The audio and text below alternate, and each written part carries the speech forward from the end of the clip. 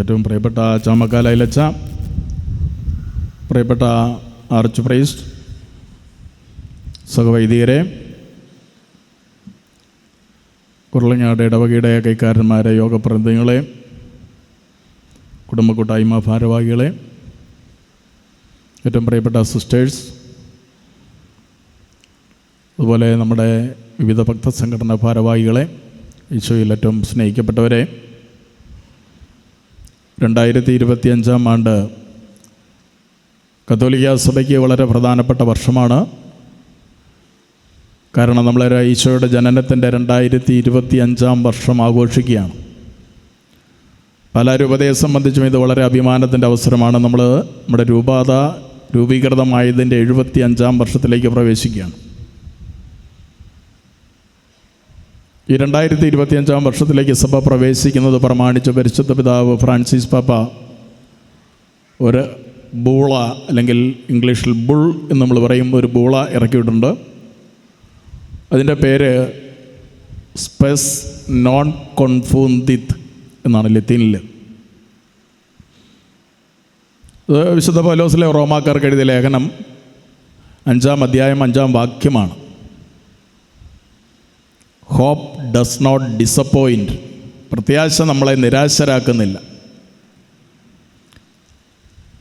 അതിൻ്റെ അകത്ത് മാർപ്പാപ്പ പറയുന്ന എന്തുകൊണ്ട് ജൂബിലി ആഘോഷിക്കണമല്ലേ, ജൂബിലി എന്തവസരമാണ് നമുക്ക് നൽകുന്നത്. മാർപ്പാപ്പയുടെ വാക്കിൽ പറഞ്ഞൊരു പ്രത്യേക അവസരം, നമുക്ക് 3 നോയമ്പും 50 നോമ്പും 25 നോമ്പും ഒക്കെ നൽകുന്ന അവസരവും അതുതന്നെയാണ്. സത്യത്തിൽ ക്രൈസ്തവർ തീക്ഷ്ണതയോടെ ജീവിതം നയിച്ചതിൻ്റെ ജൂബിലി തന്നെയാണ് നമ്മളുടെ ഈ സഭയുടെ ജൂബിലി. ഒപ്പം നമ്മൾ ഈശോ മിശിഹായുടെ ജനനത്തിന് ഒരുങ്ങുമ്പോഴും നമ്മുടെ വലിയ ഒരുക്കമെന്ന് പറയുന്നത് ഉപവാസത്തിൻ്റെയും പ്രാർത്ഥനയുടെയുമാണ്. ഒരുപക്ഷെ നമ്മുടെ ഇടവകയെ സംബന്ധിച്ചിടത്തോളം അത് ഉപവാസം എന്നതിനേക്കാൾ ഒരുപക്ഷെ നമ്മുടെ ഇടവകയുടെ പ്രധാനപ്പെട്ട തിരുനാൾ ആഘോഷം എന്ന് വേണമെങ്കിൽ നമുക്കതിനെ മനസ്സിലാക്കാം. മാർപ്പാപ്പ പറഞ്ഞ ഈ ജൂബിലികൾ, നോമ്പുകളെല്ലാം നമുക്കൊരവസരമാണ്. എന്തിനു വേണ്ടിയാണ്? ഈശോ മിശിഹായെ കണ്ടുമുട്ടാൻ. എങ്ങനെ കണ്ടുമുട്ടണമെന്ന് പാപ്പ പറയുന്നുണ്ട്. Real and personal encounter with Jesus Christ. അപ്പോൾ ഈശോ മിശിഹായെ യഥാർത്ഥത്തിലും വ്യക്തിപരമായും കണ്ടുമുട്ടണം. നമ്മൾ ആൾക്കൂട്ടത്തിൽ മാത്രം കണ്ടുമുട്ടാൻ പോരാ, സമൂഹത്തിൽ തീർച്ചയായിട്ടും വിശുദ്ധ കുർബാന അർപ്പിക്കുമ്പോൾ നമ്മളൊരു സമൂഹം ഒന്നു ചേർന്ന് ഈശോ മിശിഹായെ കണ്ടുമുട്ടുവാനുള്ള വലിയ ത്വരയിലാണ്. അതോടൊപ്പം തന്നെ വ്യക്തിപരമായിട്ട് നമുക്കിതൊരു യാഥാർത്ഥ്യമായിട്ട് തീരണം, അല്ലെങ്കിൽ അത് വെറും ഒരു ചടങ്ങായിട്ട് മാറും.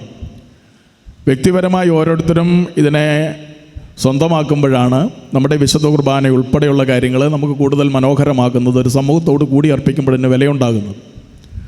അപ്പോൾ ഈ പേഴ്സണൽ ആൻഡ് റിയൽ എൻകൗണ്ടർ, വ്യക്തിപരവും യഥാർത്ഥത്തിലുള്ളതുമായ ഒരു കണ്ടുമുട്ടലാണ് നമ്മുടെ ഓരോ ആഘോഷങ്ങളും നമ്മളെ എത്തിക്കുന്നത്. 3 നോയമ്പിനെ നമ്മൾ ഏത് തരത്തിലുള്ള ആഘോഷമാക്കി എടുത്താലും അത് ദൈവത്തെ കണ്ടുമുട്ടുവാനുള്ളൊരവസരമാണ്. അതിന് നമ്മുടെ മുമ്പിൽ വലിയ ഒരു മാതൃക എന്ന രീതിയിൽ അവതരിപ്പിക്കപ്പെടുന്നത് യോനാ പ്രവാചകനാണ്. ഈശോ ദൈവത്തെ കണ്ടുമുട്ടാതിരിക്കുവാൻ, ദൈവത്തിൻ്റെ വാക്കുകൾ അനുസരിക്കാതിരിക്കാൻ വേണ്ടി ഒളിച്ചോടിയ യോനായെ ദൈവം ഉദ്ദേശിക്കുന്നിടത്ത് അവസാനം എത്തിക്കുകയാണ്. വലിയ ധാർമ്മിക രോഷമൊക്കെ ദൈവത്തോട് പ്രകടിപ്പിക്കുന്ന യോനായോട് ദൈവം ചോദിക്കുന്നുണ്ട്, നീ എന്നോട് ദേഷ്യപ്പെടാൻ, കോപിക്കാൻ എന്താ കാരണം? നിനക്ക് തണലായിട്ടൊരു ചെടി കിളിർത്തു, ആ ചെടി കരിഞ്ഞുപോയി, അതിൽ നീ എന്തിനാ ആകുലപ്പെടുന്നു? നീ അതിനുവേണ്ടി എന്താ ചെയ്തത്? നീ അതിനൊന്നും വളർത്തിയിട്ടില്ല. സത്യത്തിൽ ദൈവം പറയുന്നത്, ദൈവത്തിൻ്റെ സംരക്ഷണയിൽ, ദൈവത്തിൻ്റെ കൃപയിൽ വളരുന്ന ഏറ്റവും വലിയ സൃഷ്ടികളെന്ന് നമ്മൾ വിശേഷിപ്പിക്കുന്ന മനുഷ്യർ. ആ മനുഷ്യർക്ക് സ്വന്തമായിട്ട് എന്താ ഉള്ളതെന്ന് ചോദിച്ചാൽ അനുഭവങ്ങളുള്ളവർ പറയും ഒന്നുമില്ല എന്ന് നമുക്ക് തോന്നും. എല്ലാം ഉണ്ടെന്ന് തോന്നിയപ്പോഴും ചിലപ്പോൾ ഒരു സുപ്രഭാതത്തിൽ ഒന്നുമല്ലാതായി പോകും. ഒരുപക്ഷെ വിദേശത്തൊക്കെയുള്ള നമ്മുടെ മക്കളെയും സഹോദരങ്ങളെയൊക്കെ നോക്കുമ്പോൾ അറിയാം, ചിലരൊക്കെ എല്ലാം ആയി എന്ന് ഓർത്ത് ചിന്തിച്ചവരൊക്കെ ചിലപ്പോൾ പ്രാർത്ഥിക്കണമെന്നൊക്കെ പറഞ്ഞ് നമ്മളെ വിളിക്കുമ്പോഴെന്താ പ്രശ്നം? ഭർത്താവിനൊരു സ്ട്രോക്ക് വന്നു, അല്ലെങ്കിൽ ഭാര്യയ്ക്ക് ഒരു ആക്സിഡൻറ്റ് വന്നു, അപ്പോൾ ആർക്കും ജോലിക്ക് പോകാൻ മേല, കുട്ടികളെ നോക്കണം, എന്താ ചെയ്യേണ്ടതെന്നൊക്കെ ചോദിച്ചൊരു പക്ഷേ ഒന്നുമല്ല എന്ന് ജീവിതത്തെ മുഖാഭിമുഖം ദർശിക്കുന്ന ചിലർക്ക് നാട്ടിലും ചിലപ്പോൾ നമ്മൾ കാണുന്നുണ്ട്. മറ്റുള്ളവരൊക്കെ നമുക്ക് വലിയ ഭാരമാണെന്ന് ചിന്തിക്കുന്നുണ്ട്. ഈ തത്വചിന്തകർ സാർത്തറിനെ പോലുള്ളവർ പറഞ്ഞ ദ ഹദർ ഈസ് മൈ ഹെൽ. അവരൻ എൻ്റെ നരകമാണ്. വേറൊരാളെന്ന് പറയുന്നത് അസ്വസ്ഥതയാണ്, വേറൊരാൾ ആവശ്യമില്ല. വിശുദ്ധനായ ജോൺ പോൾ രണ്ടാമൻ മാർപ്പാപ്പ പറയുന്നുണ്ട്, 3 പേരുടെ സ്വാർത്ഥതകളായിട്ട് കുടുംബങ്ങൾ മാറിയെന്ന്.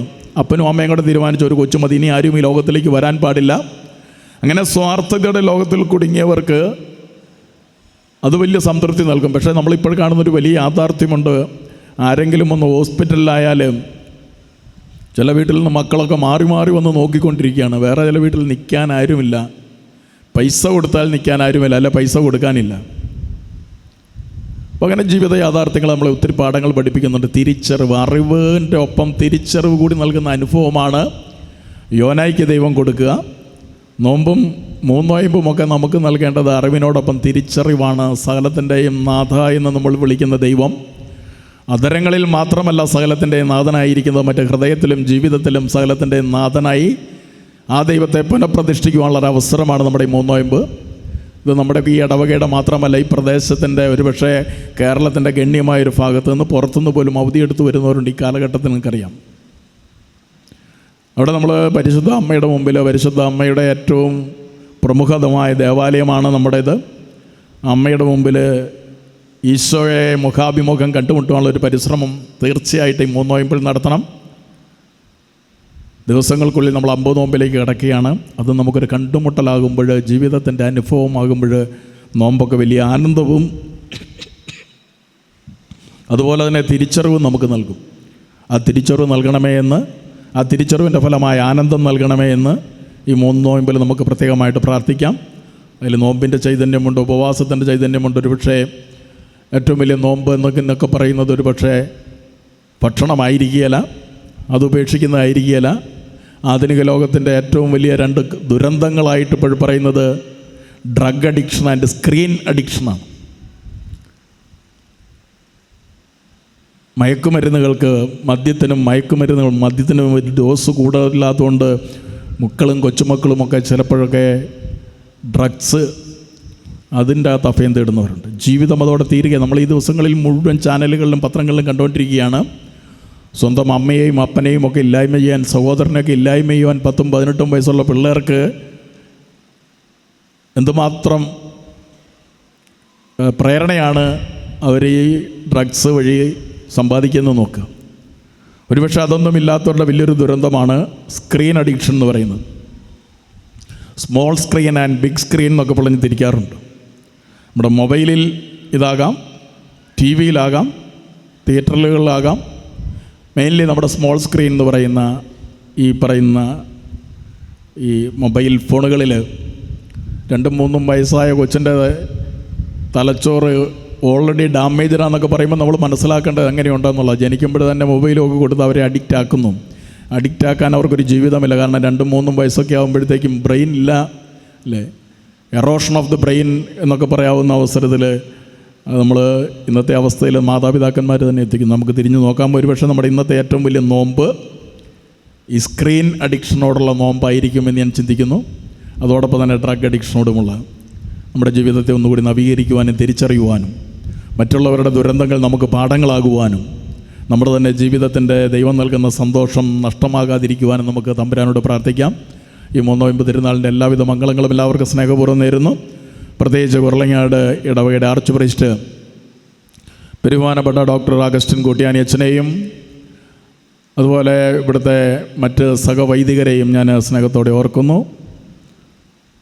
എപ്പോഴും വിളിക്കുകയും അതോടൊപ്പം സ്നേഹത്തോടെ ഇവിടെ വിശുദ്ധ കുർബാന അർപ്പിക്കുവാൻ ക്ഷണിക്കുകയും ഒഴിവാകാൻ നോക്കിയാൽ പോലും അത് ഒരു നിർബന്ധപൂർവ്വം ഞങ്ങൾക്ക് ഇവിടെ എത്തിക്കാറുണ്ട്. അതിന് പ്രത്യേകിച്ച് നന്ദി പറയുന്നു. അവരുടെ ശുശ്രൂഷയുടെ ഒരു കാലഘട്ടത്തിൽ ഇത് സമാപനം കുറിക്കുന്ന കാലഘട്ടം കൂടിയാണ്. അവർക്കെല്ലാ വിധത്തിലുള്ള നന്മകളും അവരിൽ ചിലർക്ക് ഒരുപക്ഷെ ഇവിടുത്തെ ശുശ്രൂഷകൾ അവസാനിപ്പിക്കുന്ന കാലഘട്ടം കൂടിയാണ്. എല്ലാം ഏറ്റവും അനുഗ്രഹപ്രദവും ധന്യവുമായി തീരട്ടെ എന്ന് ഞാൻ പ്രാർത്ഥിക്കുകയും ആശംസിക്കുകയും ചെയ്യുന്നു. ദൈവത്തിൻ്റെ ശുശ്രൂഷ എവിടെയാണെങ്കിലും പുരോഹിതനെ സംബന്ധിച്ചിടത്തോളം അത് എപ്പോഴും മറ്റുള്ളവർക്ക് വേണ്ടി വ്യയം ചെയ്യപ്പെടാനുള്ള ജീവിതമാണ്. പ്രിയപ്പെട്ട സഹവൈദികരെയും ആർച്ച് പ്രീസ്റ്റിനെ സ്നേഹത്തോടെ ഓർക്കുന്നു. അവർ പറയുന്ന സ്വാഗത വാക്കുകൾ പ്രത്യേകിച്ച് മണിയഞ്ചരച്ചന് എൻ്റെ കൂടെ ഞങ്ങൾ ഒരുമിച്ച് അൽഫോൻസാമ്മയുടെ അടുത്ത് പ്രവർത്തിച്ചതാണ്. അസിസ്റ്റൻറ്റ് ഡയറക്ടർ എന്ന നിലയിൽ അച്ഛൻ്റെയും ഹൃദ്യമായ സ്വാഗത വാക്കുകൾക്ക് ഞാൻ പ്രത്യേകമായിട്ട് നന്ദി പറയുന്നു. നിങ്ങളെല്ലാവരെയും ദൈവം തമ്പുരാൻ അനുഗ്രഹിക്കട്ടെ. പരിശുദ്ധ അമ്മയുടെ തൃക്കരം നിങ്ങൾക്കെപ്പോഴും സംരക്ഷണമായി ഭവിക്കട്ടെ. നമുക്ക് ഓരോരുത്തർക്കും അമ്മ എപ്പോഴും അനുഗ്രഹവും കൃപയുമായി നമ്മളെപ്പോഴും ചേർത്ത് പിടിക്കുന്ന വലിയ ഒരമ്മയായിട്ട് ലോകത്തിലുണ്ട്. ആ അമ്മ കുറവലങ്ങാടുകാർക്ക് പ്രത്യേകിച്ച് നോമ്പും ഒക്കെ പ്രത്യേകമായിട്ട് അനുഗ്രഹങ്ങൾ, നമ്മുടെ തിരുനാളുകളും പ്രദക്ഷിണങ്ങളും ഒന്നും മോശമാകാതെ ഏറ്റവും നന്നായിട്ട് നടത്താൻ, അപകടങ്ങളൊന്നും കൂടെ നടത്തുവാനായിട്ട് നൂറ്റാണ്ടുകളായിട്ട് സഹായിക്കുന്ന പ്രിയപ്പെട്ട അമ്മയെ, പരിശുദ്ധ അമ്മയെ നമുക്ക് ഹൃദയത്തിൽ ചേർത്തുകൊണ്ട് ഈ നോമ്പിൻ്റെ എല്ലാ അനുഗ്രഹങ്ങളും നിങ്ങൾക്കായി പ്രാർത്ഥിച്ചുകൊണ്ട് ഞാൻ എൻ്റെ വാക്കുകൾ അവസാനിപ്പിക്കുന്നു. നല്ല ദൈവത്തിൻ്റെ കൃപ നിങ്ങളോടുകൂടി ഉണ്ടായിരിക്കട്ടെ. ഈശോ മിശിഹായ്ക്ക് സ്തുതിയായിരിക്കട്ടെ.